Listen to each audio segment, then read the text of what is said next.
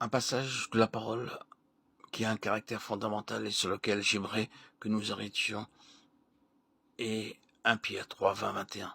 Lorsque du temps de Noé, la patience de Dieu attendait et que se construisait l'arche dans laquelle un petit nombre, savoir 8 personnes, furent sauvées à travers l'eau. C'était une figure du baptême qui maintenant vous sauve et qui consiste non dans la purification des souillures du corps, mais dans l'engagement d'une bonne conscience envers Dieu par la résurrection de Jésus-Christ.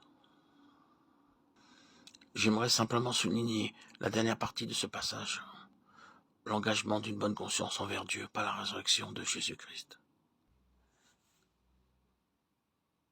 C'est le côté de vie, le côté vie qui gouverne avec nous, le côté positif.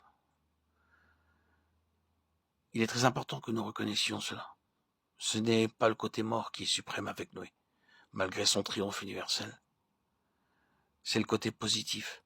Nous le voyons, le côté de la vie. Tout ceci met quelque chose en vue, c'est-à-dire la résurrection, la vie.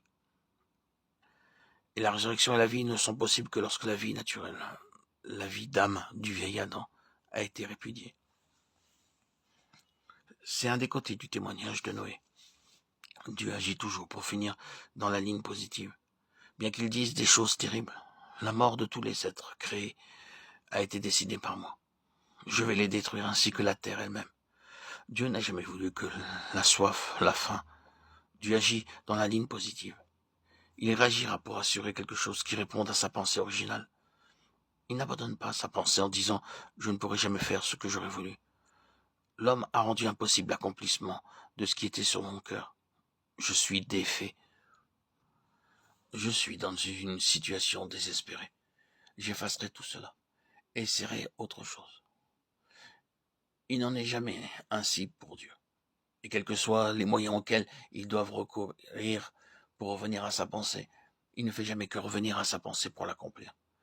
Il agit et réagit en gardant toujours la ligne positive. S'il n'en était pas ainsi, Dieu serait défait et encore défait et encore défait. Il serait comme un Dieu désespéré, impuissant, qui ferait de futiles tentatives tout au long de l'histoire. Et la plus grande faillite que cet univers ait jamais vue aurait été la mort de Jésus-Christ. Or, nous savons que la mort du Seigneur Jésus a été le plus grand triomphe de Dieu que cet univers ait jamais connu. Elle a ouvert le chemin pour une nouvelle création. Dieu agit toujours dans la ligne positive. Mais nous ne pouvons jamais être dans la ligne positive, nous ne pouvons jamais arriver à la vie avant d'avoir répudié ce que Dieu a répudié. Et Dieu a répudié la vie naturelle, la vie de l'âme, en tant que chose dominante dans la vie de l'homme. Pourquoi cela ? C'est parce que depuis la transgression et la chute d'Adam, la vie naturelle de l'homme, sa vie d'âme, est une vie fausse.